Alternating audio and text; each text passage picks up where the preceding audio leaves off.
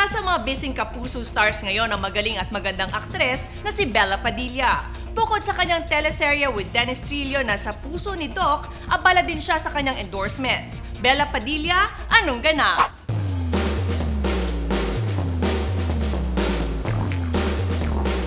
Nahuli ng anong ganap si Bella sa kanyang photoshoot para sa Freego.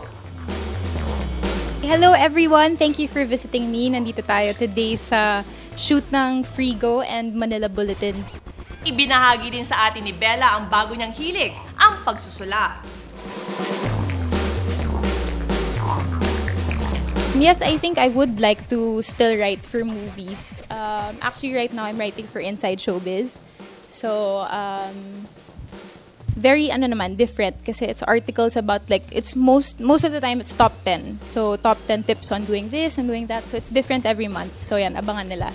And I do have a few scripts na nakatago. I'm not sure lang kung gagamitin ko siya anytime soon. Mukhang madaming aabangan ng fans ni Bella in the coming days.